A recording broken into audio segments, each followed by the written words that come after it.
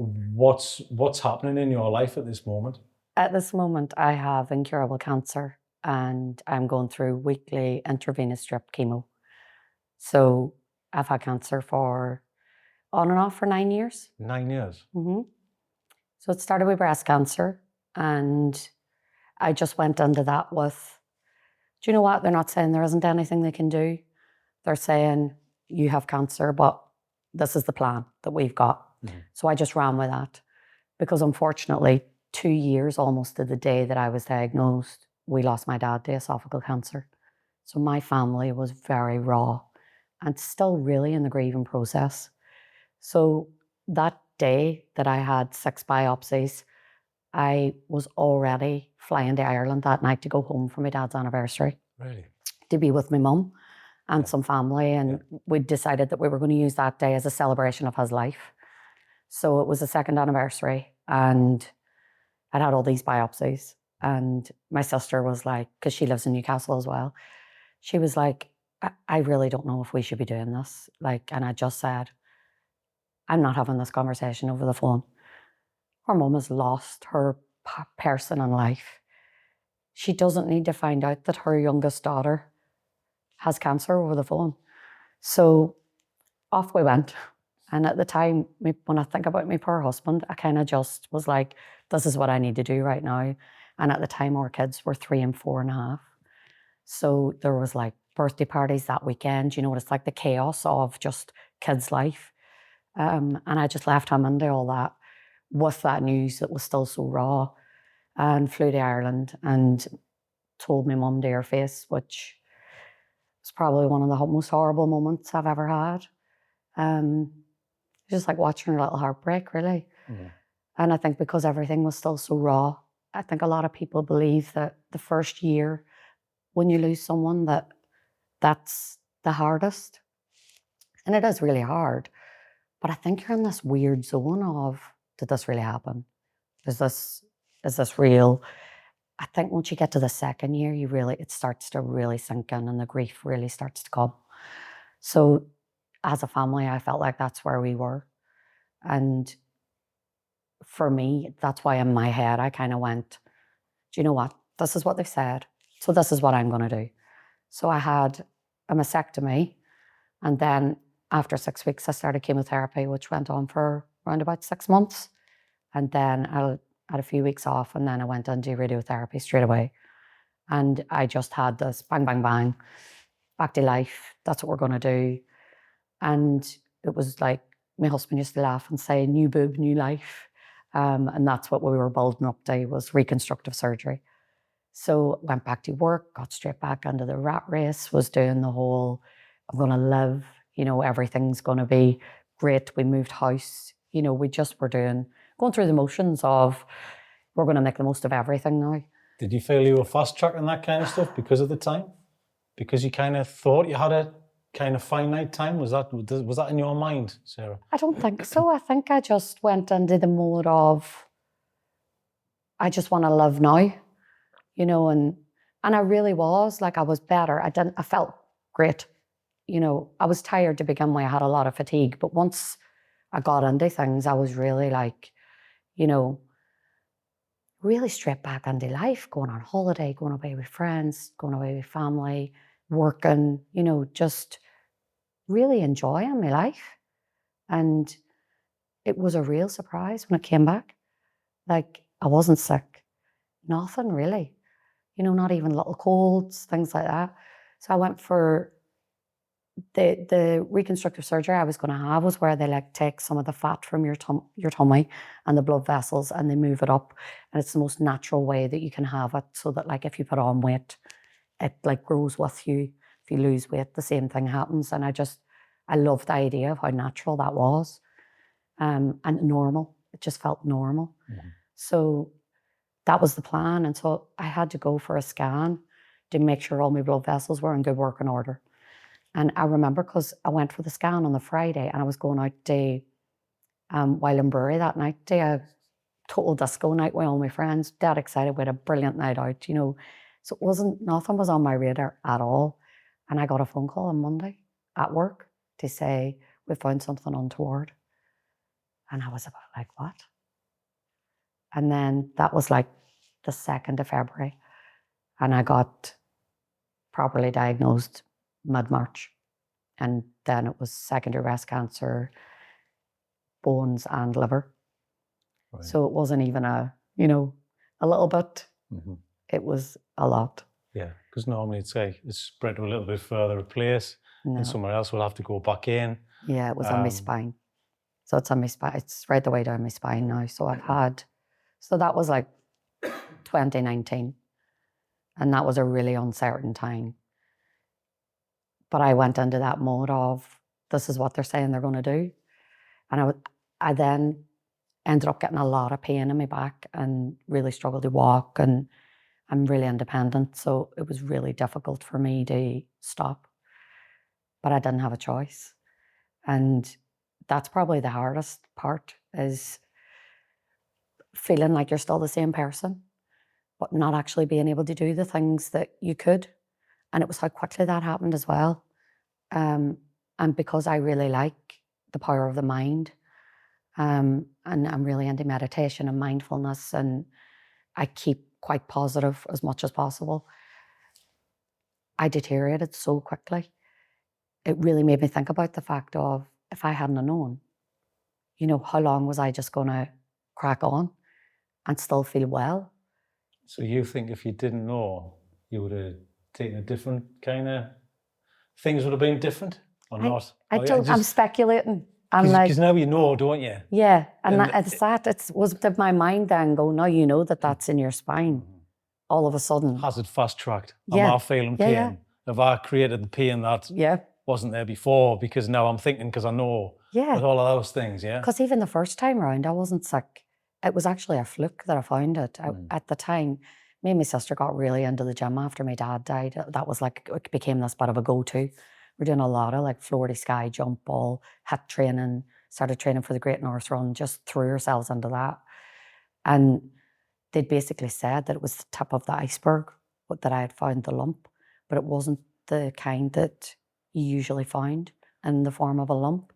It was the kind that lay dormant and the further in. And they think because I was doing all them things, I pushed it forward. Really? So it was literally that it was like that. So it was just, again, I feel really lucky because both times it was a fluke that they found it. Because I wasn't sick. I was never going to be going and saying something's going on. So just to kind of go back to the discovery of finding the lump, were you regularly checking? Because I know some people don't. They No, I really wasn't that person, if I'm honest. Maybe once, I think after my dad was diagnosed, but not regularly. Like, I'll be totally honest with that, I really wasn't. So how did you find it? I was away with work. We were in Munich, and I just got into bed that night and literally brushed my arm across myself and thought, I'm not cold. Why is my nipple sticking out? And then I realized it wasn't. And it was like a hard pee. And I think I knew straight away. It just, it was one of them moments in time where, a moment where your body lets you know something. And what's that moment like, Sarah? It's quite hard to put into words because there's a lot that you go through in your head. And I think I did a little bit of Googling. Do you get that feeling, how you feel like the world's come, like the rug's being pulled from under your feet, kind of like a doomsday kind of feel? Have you ever had that? Because you sound very positive, and you might not have had that thing before. The worst case scenario, like the death of a family member, because it's an instant. Oh yeah, I've had it with my dad. Like, it's very interesting to me how different it is to be on the outside looking in than on the inside looking out.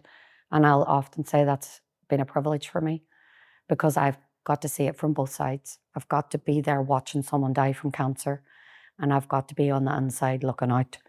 And so I use that a lot to help and support my family and my friends and other people who are going through similar situations, because I just know far too well. As much as I don't have any control over this, I've still got more control than they do, because they've no idea what's going on in my head. Yeah. And I used to do this with my dad. I'd look at him and think, he's really anxious and he's putting on a really brave face for us. And when we're not there, he's probably got palpitations. He's probably really upset. And then it happened to me and I realized he wasn't. Mm-hmm. And he was a really peaceful man.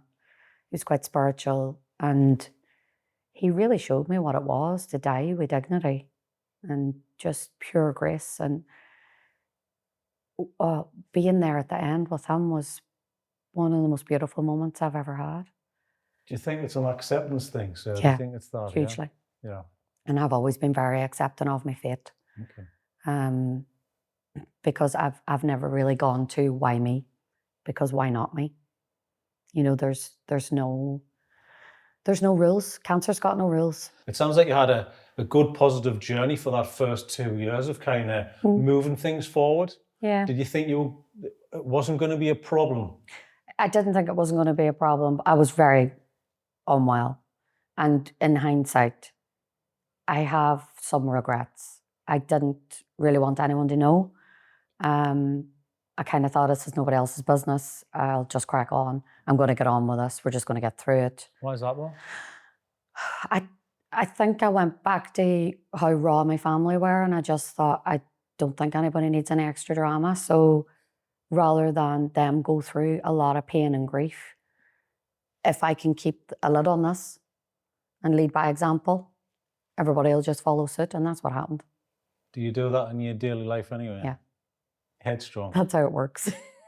You're the boss. I don't know if I would say I'm the boss, because I'm quite laid back, but I'm more, may quietly lead by example. Mm-hmm. I won't cause the fuss, really. And it was grueling, and I spent a lot of time in bed. I feel like I identified with my dad a lot. Like, I feel like I got to know his journey of what he was going through. And it was horrible. I didn't really talk about it. I used that time to, work through maybe where I was at and what I wanted in life and where I wanted us to go as a family and things like that. It feels so long ago. That was like 2017, and it feels like a different life sometimes because things have changed so dramatically since then. And the kids were so little, you just think you've got no choice. Yeah, you've got to show a face, haven't you? You don't stop being a mum. And I look at my kids and what they've come through, and I admire them a lot. And I love the moments we got to spend together when I was in bed, because they used to just come up and they'd have their little stories and they'd do a little fashion show. And I feel like I got to know them much better than I possibly ever would, because I wasn't stopping. Mm-hmm. Yeah, forced you to slow down, didn't it? Yeah, but that period of time where they'd just lie there and talk to me, I thought, God, I really know your little personalities. And that's beautiful. It made me recognize you can go through life and not know your family, because we're so busy trying to provide or thinking we know what everybody wants. Yeah, have to go to work to get the money to keep you alive, to give you food and do all the things you need to do. Yeah. And you don't really spend that quality time and get to know someone's personality, because that takes time. Yeah. And it takes being around somebody a lot. It takes bigger conversations to be had as well, Yeah, and we were honest with the kids, even though they were so little. We talked about it, because when I got back from the hospital and I had a lot of bandages on from the biopsies, Charlie came running into the room and he was like, "Where'd you get all them stickers?" And he was fascinated, and I was loving that he was calling them stickers. And I thought, this is actually a pretty horrific moment, but he's decided I've got stickers and he actually wants some of them. Yeah. And then off he went, and he came back and said, I said, "Mummy's got a pearly boob." And he said, he just went. And then I arrived back with a card to Mum. "Sorry about your pearly boob. Hope you feel better." And I thought, that's the beauty of being honest with children. Mm-hmm. They haven't got that worry of saying the wrong thing. They do it like that. Mm-hmm. And it's actually something really quite beautiful. Yeah, because there's a complete, not a total honesty about everything as well, because they'll tell you when you don't want to hear it. Do you know what I mean? Listen, the conversations we've had, And my daughter, I remember her coming home from school and saying, no one likes your short boy hair. And I'm going to be a hairdresser and you're not allowed on. Just, they're so like cut and dry. But I've grown to really love all of them things because, you know, now Charlie's 14 today and Alice is 12 and a half and I'm still here. And although, you know, things aren't great at the minute, but like, I've always been really honest with them. As awful as it is, we've sat down and told them some horrific news.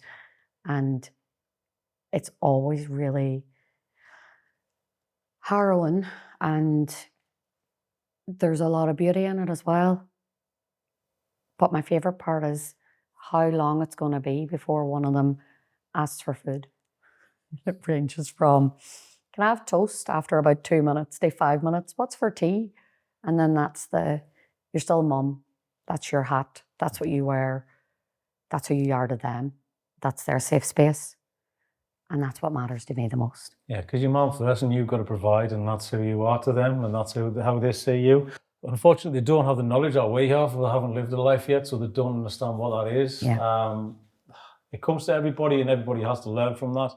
Some people go through their life to be in the 60s and they never kind of have anything major happen around them, or the family members are still there. Yeah. You know, so it's to the kind of, obviously you've given them some bad news over the years. What's sitting in the back of your mind? Is there anything you're not telling them? Is there anything you're hesitant? Do you want to protect them? Obviously, I want to protect them, but what's more important to me is that I don't leave them with trust issues. Like, I never want them to hate me. And I'm so aware that things could change so drastically for me at any moment. You know, the amount of people that I know of who've been fine 1 minute, been on holiday, come back, got sepsis, died. And that's how quick it can happen. And that's how scary it can be at times. So I'm very careful of my use of language around my children. And when my dad was dying, we were really careful as well. They said to us, don't use certain terms like Granda's gone away or gone to sleep. You have to be very direct with children. You have to say things like, Granda's body was broken. He is never going to get better again. He has died and you're not going to see him again. And I know it sounds really harsh, but like you've just said, children don't have this lived experience. They need the blunt information so they can understand, right, I've got it. I'm not going to see them again. That can also backfire on you. If you live in Ireland and you've got an open casket and my son ran up the stairs and said, he's in this box sleeping. But my father had such a canny sense of humour that I just thought that moment was for him. You know, it was perfect. And there's so much beauty around death. There really is. And I really try and look for that. It's going to happen at some point. To everyone. To everybody, though. That's the thing. Yeah. And I think with their granddad, they've kind of experienced it. Some people experience it through a pet, and it is kind of similar. Yeah, it is. And it's usually the first step, isn't it, in loss. There's loss. We're all going to get it at some point in time, right? And it's never going to end. That day is never going to end. No. You're going to think about your dad every single day. Well, that's it. And it's, you know, sometimes people say it gets easier, and I've never said that. It becomes more manageable at times, but there's still that gut punch at other times. But I have that. So with my children, you know, we have had the conversation of that I'm not going to be here forever, that, you know, about things changing, and it's awful. It's awful to see your children's face. But like I said, I won't lie. And I'm trying to normalize this because death has a 100% success rate. That's how it works. And I'm not doing that as a fearmonger. All I'm trying to say is, because we know that this is going to happen, why is everybody pretending they don't know what it is? You know, so instead, I'm embracing it. Like tonight, I'm having a death cafe tonight. And there's some of the best conversations I've ever had. And through that, like, I've talked to my children about what I want, you know, how comfortable they are with certain things. And it becomes more of a just a topic of conversation rather than, oh, you're going to die, it might be soon. But through honesty and conversations, we've got a really good relationship because of that. And like my daughter in particular has a really dark sense of humor, and me and her end up really laughing about stuff where she was like, can we just bury you under the trampoline and then you're close to me all the time? And then the two of us were cracking up. And I thought, how many children could say that to their mum? And, you know, there was a sadness in both our eyes, but there was also a real, like, I don't know, there was a beauty and there was a joy in it to be able to have that conversation. Well, that's the thing. I was at a funeral a few weeks ago, and it's a sad moment, and there's a place and a time for that sad moment. And then you go back to a workman's club and we're all just laughing. That's the whole point and the purpose of all of us. There's a light in the dark within everybody, but you have to laugh. You're allowed to laugh. Yeah. You know what I mean? You're allowed to have a conversation about it, laugh about it. You know it's not going to be easy when it happens because it's going to change your life. It doesn't matter how many conversations you have about it, it's going to completely change when it happens. But at least you're kind of half prepared. It's not going to be a surprise. Yeah. It's not going to be sudden, is it? It's interesting though, because as much as we knew my dad was dying, it doesn't take the element of surprise out of it. I think you've always got hope. Yeah. You've always got this last minute, they're going to pull it out of the bag. And I worry about that with me because I do these comebacks and it can't go on forever, you know, and I instill things in my kids. Like I've always said to them, I'll always be in your heart. And it's really lovely because I never think they're listening to me. And then I'll hear them say something back. And I rely on that a lot, that they are taking on the things that I'm trying to leave with them. It's hard not to try and overparent as much as possible. Like I hear myself giving advice and then I'm going, oh my God, these are children, stop talking. Yeah. But then there's also the funny side of that too, where that'll be part of their memories, where they're just like, do you remember when she decided to tell us all this stuff and we were going, stop talking? Yeah. Yeah. Because you did the same thing. You're probably repeating the stuff that your parents said to you, and you're rolling your eyes going, look at it, the old people don't know what they're talking about. Exactly. Yeah. And you repeat it, but the new generation has to figure that out themselves. They do. And I don't think, I'm just trying to figure this out. Especially recently, I'm like, it doesn't matter what you say, they don't learn from it. You've got to push that button yourself. You've got to jump into the deep end yourself. I can warn you, but you still have to do it yourself anyway. Yeah. And it'll just go round and around and around. And that's life. You can teach them a little bit, have a little bit more knowledge than you had when you were a kid. But in theory, it doesn't really matter anyway, because they're still going to have to go through their own journey to get where they need to be. Well, one of the best things that I've ever heard, and I really try and live my life like this now, is it isn't about what happens to you in life. It's about how you handle it. And that for me is the most perfect piece of advice. And I think that's really helped me through my illness and through a lot of the experiences that I've had, because it's made me stop and think, I could be a victim if I wanted to. I don't want to be a victim. I'm not letting cancer take all my power away, because it's not me. Like I think if I go back to what I had said about, I don't want anybody to know, I had a real thing about, I don't want to be the mum in the yard who's got cancer. Yeah, because everybody looks at you, don't they? Yeah. And they don't mean any harm. And it's this thing too, where no one knows what to say.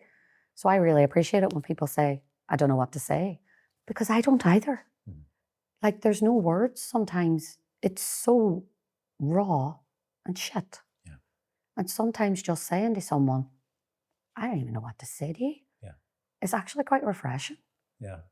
I was speaking to somebody last week and she tried to hold on to her hair for dear life. She did not want to lose her hair and it was falling out and there was bald patches. She was wearing hard and one day she just had to decide to cut it off. And the reason for that was because she didn't want everybody else to look at it as if she's the lady with cancer. Yeah. Because it's a telltale sign. Oh. Eyelashes, eyebrows, everything gone.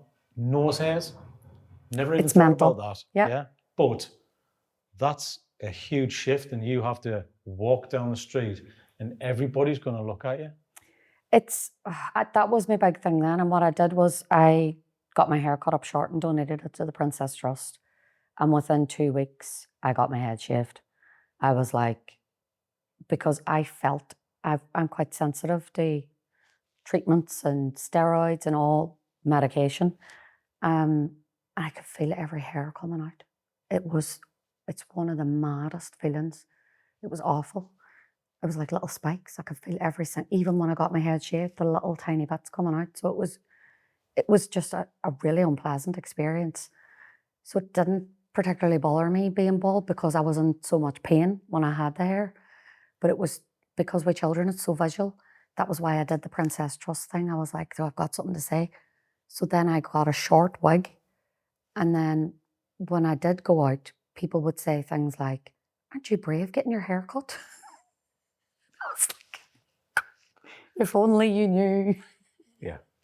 But it all starts with that, aren't you brave, Aren't you brave? But to me, you don't have a choice, really. You know what? You really don't. And, I'll be totally honest. This is a wig. My son said to me last week, I'm really struggling watching your hair fall out. Okay. And I feel quite privileged that he could come and say that to me, because I was like wearing a fringe at the front and not really paying any attention to the back, whereas the kids were looking at the back. Yeah, you're not seeing the back of you, are you? No. And it was a really beautiful moment. He just came in and lay beside me and he was like, can I say something? And he was like, I'm really struggling. Like, it's a lot. And I said, do you want me to shave it off? And he was like, yeah, I think I do. And then I said, do you want to be there? I said to Alice, do you want to be there? They both said they didn't. So it was just me and my husband. And actually it was a really beautiful moment. And I think that was just meant for me and him. And he just kept kissing my head and telling me that I was beautiful, which is really lovely. And I try and look at the beauty in all of these moments rather than the sad parts. And I'm embracing it more this time, I think. So I just did a fashion show for Live Well with Cancer at the weekend. And I was part of the rock chick vibe. So I just got like a mohawk full of colors. And then I just wore the fringe with a hairband and just had my hair bald at the back because I just thought it was too hot. And I'm a very accommodating person, and I think I need to start changing a little bit and accommodating myself. Yeah. It's probably the hottest day on record to kind of wear a wig as well. So, I know. I was just like, oh God. Yeah. I mean, I love that. The thing is, your kids are going through this with you, like day by day. Yeah. And they've been going through it for years as well. So they're going to have a unique record and a unique experience that nobody else is going to have when they are adults as well. And I think is it pivotal? No, it's not. I think it's quite important to have some kind of knowledge that it can help them through life as well, and they can actually pass this on. Do you know what I mean? Yeah. And I know I've just been banging on about you can't tell kids something because they'll just do it themselves anyway. but they will, because they've been through a journey, and the journey is their lived experience journey. It is. And then that knowledge could be handed on to their friends. Yeah. That's quite important because it's quite unusual for a teenager who've gone through that as little kids to teenagers. Fine, as adults, different conversation, though, isn't it? It's totally different. And we've realised there's been different chapters with them where we've had to change our use of language and look at things differently. And with some of the news more quite recent, it was really difficult because what we realised was they had forgotten. Right. Yeah. So I was well for quite a while. Yeah, because you hear nothing's happening, you're walking around, and we're not constantly going. And they were always at school when I was in for treatment. We don't live our life by, this is what's going on. Everybody's not tiptoeing around the house.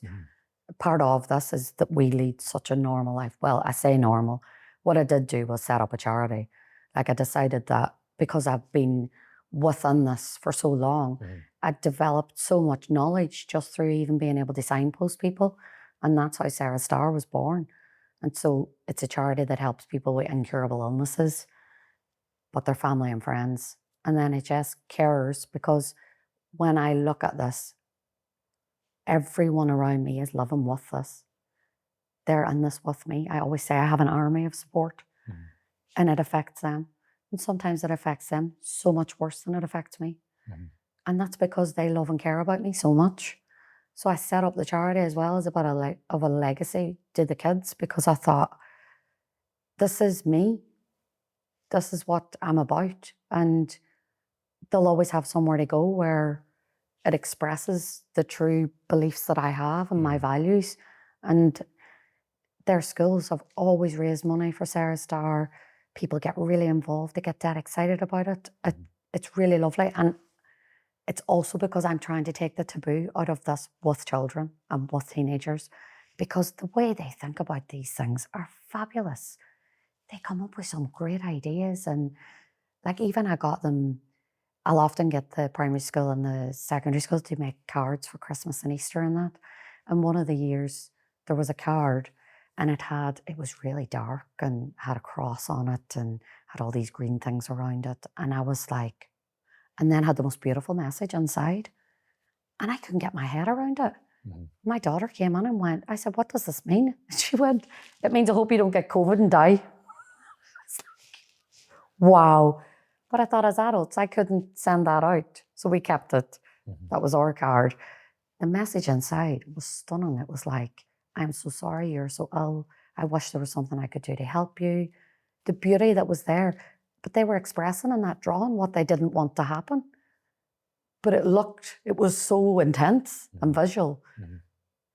But I love this about children because they're telling it like it is. Yeah, brutal honesty. Yeah. It is brutal honesty.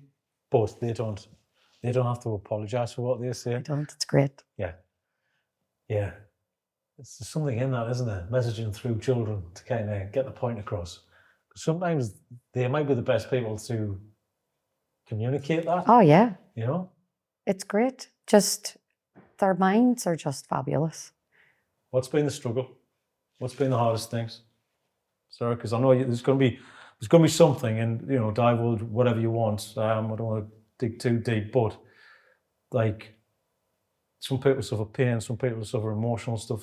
What is that day to day? Oh, I do get a lot of pain. I mean, like, I worked for 7 months. It took with a palliative care nurse to get my pain under control. That was hard. I couldn't drive, couldn't leave the house. I hate my independence being taken away from me.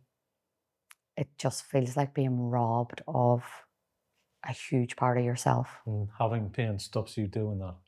Yeah, like, it was just awful. Like, it's relying on people.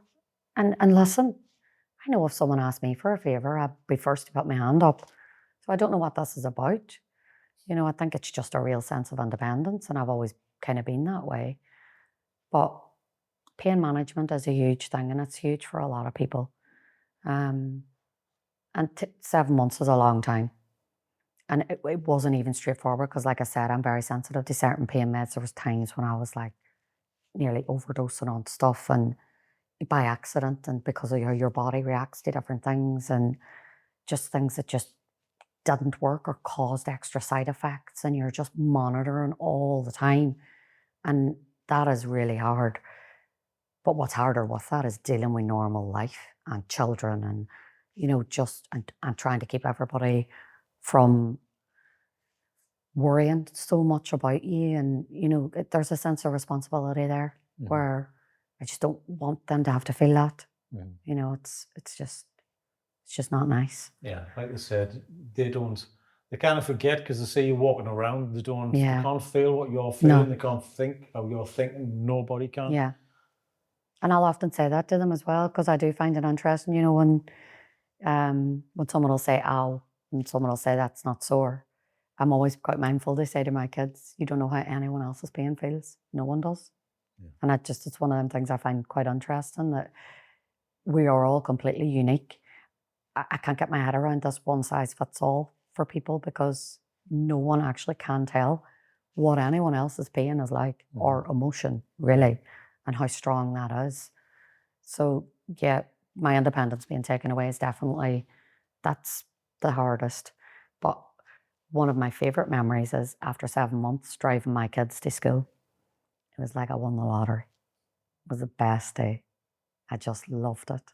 It was like independence, take my kids to school, like, and I think in life, when you have all these ideas of grandeur, and in reality, taking your kids to school after 7 months, that wins. What do you take now to manage certain things? Because you've got a few issues which you mentioned. What are they, and what are the medications specific for those things? So I take oxy, quite a bit of oxy, to keep my back mostly, because the cancer spread quite widely throughout my spine now. How quick is it spread? It's spreading. Is it? Do you know? This year's been a lot. Really?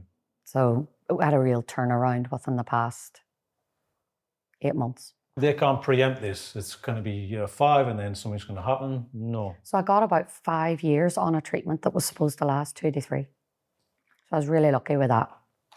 And I think we got a wee bit complacent as a family. And then things started to change. Mm-hmm.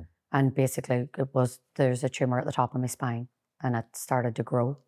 So generally I don't talk about, but I don't mind because you've asked me. So there's a tumor at the top of my spine and it started growing in 2023. And that's when things started to change. So I moved on to a new treatment. And I got maybe not even a year on that treatment. And then last September, things really changed. And since then, I'm now on to my 3rd treatment since December. And is the treatment, is it trying to curtail the growth? Is it trying to stop or pause something? So what was happening was my tumor markers were going up in the hundreds and the cancer, which indicates the cancer was growing quite rapidly. I developed 2 new tumors in my liver and the one that was there doubled in size. And as well as that, it's quite widespread down my spine now and just darted around in other bits of my bones, I suppose. Can you feel a difference as that's happening as well? So is there a kind of, oh, hang on, I think something's changed? Sometimes I'll get I'm quite in tune with my body, which is good. And generally, before we go to an appointment, my sister will always laugh because I've told her probably what the diagnosis is going to be. I think one of the biggest shocks has been the tumor at the top of my spine is less than 3 millimeters from my spinal cord. And there's a danger I could just become paralyzed at any moment from the neck down. I leave that out in a lot of things when I talk about it because I think if someone else told me they had going on what I've got going on, I'm not sure I would believe them. And I think the enormity of that alone is just too much for anybody to take in. Right.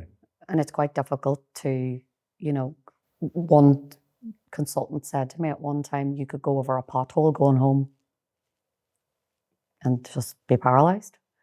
And it was, do you know what though? I seen my consultant after that and her and I talked about it and had a little giggle and she was saying, maybe it's a wee bit dramatic, which was nice. But again, like my sister's fiercely overprotective if we're out for a walk.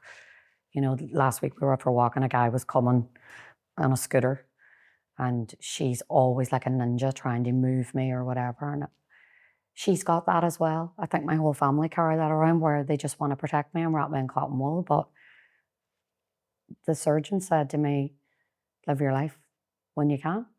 And he said my spinal fluid is in quite good condition. I think I had an appointment where they said there was a change, but I just said, listen, 3 millimeters is enough for me to know. I don't want to know anymore. It's just a lot. Yeah, because anything else from there, you don't. Yeah. I you think don't want to know. It's a tough one, it's really hard. I mean, I'm trying to think of putting myself in that position. Would I want to know? Because I want to know everything all of the time, right? But you're right. That is not a big difference of a change, right? And also, when you're super paranoid about what happens if I get knocked, that's when you get knocked because you're paranoid about getting knocked. Do you know what I mean? This is what happens, Yeah. And it's that if I live my life like that, what would I do? Because I'm like, oh, what if I trip and fall? I can't live my life like that. Like I've had to make a choice not to because, it's one thing having cancer, having incurable cancer, all of the things that can go wrong with that. But also having to try and compute the idea of being paralyzed from the neck down when I've already stated that losing my independence is that in itself. And don't get me wrong, I've got quite a few friends that are nurses, and I have had really honest conversations with them about what that might look like and, the potentials of certain things. But I just don't know what to say. Yeah. I mean, it must be really hard not to think about it. I actually don't that much. I really don't. Is that because you've lived with it for so long? Maybe, yeah. And I think as well, I want to enjoy the time I've got left. I don't want to spend it worrying. And I think when you worry as well like that, the kids will know. You can't hide that all the time. Like, get a bit agitated or, and I don't want them either going about feeling like they have to wrap me in cotton wool. I don't want to be wrapped in cotton wool. I just want to, because that's the thing. I'm also a bit like, rather than sit still and wait for it to happen, that's not going to do me any good either, is it? That's not, because it's going to happen. Yeah. Do you know what I mean? But I think it's the acceptance we're going back to Oh, again. 100%.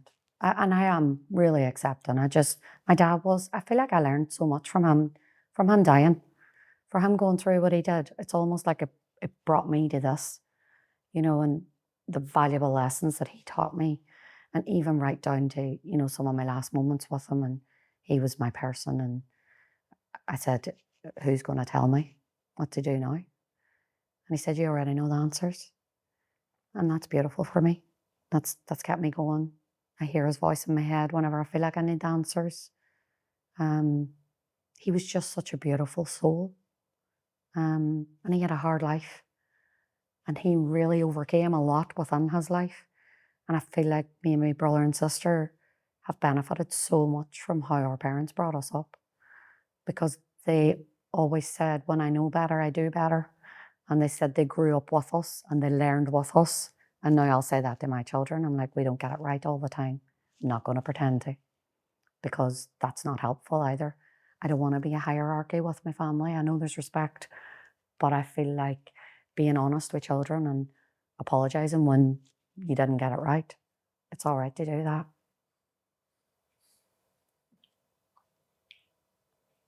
Over your whole life. So what advice would you give anybody like struggling? I know you kind of don't worry about it kind of thing, but it's hard for people who just have that streak in them, who worry about stuff all of the time, because it's hard not to, isn't it? But I haven't always been like this. I've done a lot of work to get here. Like, I'm not just saying that I made a choice. I just decided. I did a lot. Like I said, I spent a lot of time by myself in that bed, really going over stuff, really trying to keep my mind strong, meditating, praying, mindfulness, thinking things through, journaling, really, really hard and honest work, and sitting through really awful moments.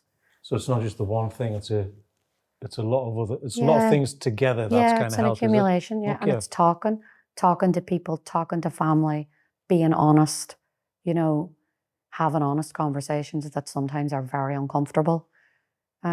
Finding yourself as a person and recognizing what your boundaries are. It's not comfortable, and it's that's what makes you worry. That's what, when you let all them in. And that's why I'm saying I had to work really hard. Like, it took me a lot to get here. But the advice I would give to someone is, it's worth doing, because my goal is, I want to be at peace when the time comes. And that's why I'm doing all this work. And that's why I think my attitude is the way that it is, because I know we're all dying, but I know that mine might be a little bit sooner than everybody else. And can I talk about what you're doing with Sarah Star and, is it the Death Cafe? The Death Cafe, yes. I mean, it's a great title. I love it, right? It's not mine, I'm not going to lie. This was invented by a guy many years ago, because he was dying and he wanted to talk openly about death and dying. And so when I first heard about them, and I wanted to be able to talk to my family, and so we started doing them through the charity. It was the first thing that we did. And we've got cards, and it's random questions, and they've got like different categories. So it's like, let's talk about grief, let's talk about society, let's talk about funerals. So, there'll be different types of questions within them categories. And everyone is afraid of the name, but the name's the name. You know, we're going to call a spade a spade. And the questions sometimes are just not very confrontational at all. They're just like, what might you think of a roadside shrine? You know, they're very easy, Osy. And then there's ones like, do you have a will? And the amount of conversations I've had at the death cafes have fascinated me. The stories I've heard, the people I've met, the joy in the room, the laughter in the room. People come in, I think, really like, oh, I don't know what this is going to be. I'm going to be a wreck. And they leave really uplifted. Yeah, because they've talked about it. Yeah. They've got it off the chest. Exactly. And I don't understand why we don't discuss this every day. It should be part of a conversation. Yeah. The same as life. The death should be the same. Nobody wants to hear it though, Sarah. And do you know what's really funny though? There's people who have left and they're like, I can't wait to go home to do a playlist for my funeral. Then I'm going to write this and then I'm going to say I want. Because I'll always say at the beginning, you can have whatever you want. All you need to do is open your mouth and say, actually, this is what I think I might quite like. Yeah. And that's it. Done. There's a freedom to that though. So there's a freedom to owning that. And it's the process like I'm talking about. It's getting to the peace. And the death cafe is that's what you do. You kind of, in your groups, you kind of, it's a safe space, open space for people to come and actually have a discussion about it. Because usually people come to groups because of it's after the fact, a consequence, do you know what I mean? Yeah. It's not before or during. That's it. So I've opened them to everyone. It's not just for people who are sick or just their families. It's open to Joe Public because it's so important to me as well. And we generally will have a speaker as well, so we'll kind of set the tone a little bit. And then we mix people up because I think people are more honest with someone that they maybe don't know so well. And I've really recognised if you ask someone a question, they find it really hard not to answer. I think you do. I think you're right. I think it's easier to open up to strangers than it is to people who you know. Yeah. Because I think there's a history behind that. Yeah. And they know who you are. And they're kind of nervous about saying it. But a stranger can just ask you any question because they're intrigued about who you are. And then you'll actually answer it, you know? That's it. Bizarre, isn't it? And you're answering it before you even realise that. Yeah. And there's a beauty in that too, because it's one of them times that you're like, oh, I didn't know that was going to come out of my voice. It's the same as the kids thing, though. It's kind of, we got to channel in. I think we should all just channel into that. The kids. The kids and how they approach things and the total brutal honesty about, you know, asking anything. Yeah. And I think there's a freedom in that. And yeah, there's it's like a weight off your shoulders. So what do people get and what do people take away from the groups? And the things that you do, there must be people who come and go, I'm really pleased I've came because of X, Y, Z. What's the most common factor?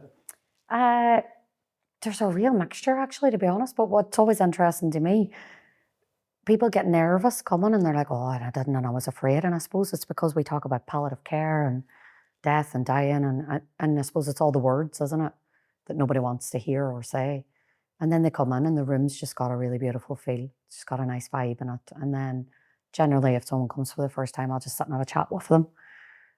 And I think that relaxes people straight away because they think they're going into some kind of big Grim Reaper moment, but they're actually going into a really nice room where it's just that it's okay to say all the things that maybe you were afraid to say. And more times than enough, you're going to meet someone who has got something similar going on, whereas you might think, I'm the only one who feels these things.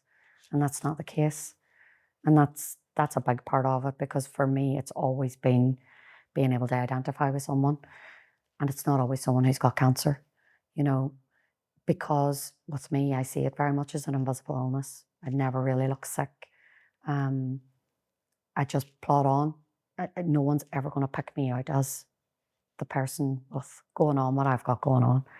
I always say, you'll never get me in Coronation Street as the one with incurable cancer, you know, and to be able to just look at someone and other people with what are classed as incurable illnesses like postnatal depression, you know, bipolar, all things like that.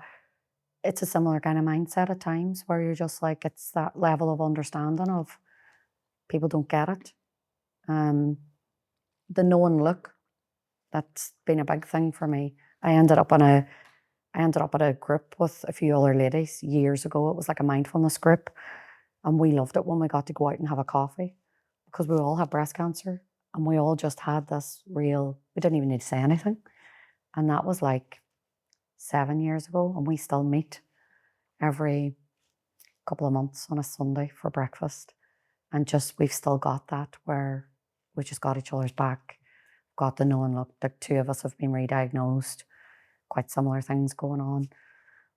And that's kind of, that community probably is a big part of why I brought Sarah Star together, because, and people just come in, put on the kettle. Like, I'll always say, if there's something you want to do as a class, go for it. And there was a lady who came in and did hula hoop lessons, and it was one of the funniest. My face was sore laughing. Like, I'm all about sense of purpose and bringing the joy, because I just think when you're sick, people do this weird, God, they're no fun anymore. And I'm still fun. And it's that, I'm like, you can still have the joy, you can still have the sense of purpose. And some people will come in and say, I've got nothing, like, I don't know, I can't do anything. And I'm like, can you put the kettle on? And they're like, yeah, there you go. You can always do something. Or can you sit and chat to that person? There's always something you can do. The best people, I always say this, the best people to give advice is the people who've been through it. Yeah, it's so true, because you're not guessing, and it's coming from a real genuine place. But I'm really quite mindful of not putting my thoughts and opinions onto someone as well, because I'm so aware of how awful this journey is, and that it's also okay to lie down and lie in bed and be like, I don't want to do this. You know, it's all right, because sometimes there is times when someone needs to say to me, you need to go to your bed for a day. And that's all right, because they are the days that I struggle the most, because I know I should be resting, but my mind's like still bullying. No, but you could be doing this, you could be doing that. So it's just important to live your own journey and not let someone else dictate to you, because that's when things start going wrong. Whenever you start looking at other people and thinking, oh, well, they're doing that, so I should be. Because when I was first sick, there was a woman who was we were going through the exact same thing, and I couldn't get out of bed. She was running every day. And I was like, what's wrong with me? How's she running? Like, I can't even get out of the bed. Yeah. That's all we do. As comparison is the thief of joy, isn't it? It's that saying. But you're comparing yourself to levels of cancer, and I think there's a humour in that as well. Yeah, there is. Going, you have the same thing. How's better than mine? Yeah, exactly. And it's not winning at cancer. I do also say there's no hierarchy of illness. That's probably why, because I'm like, she won. Well, that's the thing. I think it's great. You have to laugh about this, and you have to understand it as well and accept it. So, well, let's end on a just a message to anybody out there. What is it you would like to pass on to somebody who might be in the same position as you? You're never on your own. Reach out to anyone. Don't be afraid to look for your people. Find your people. Be honest, and don't be afraid to be honest. And if people can't handle it, it's their problem. It's not yours. Just be true to yourself.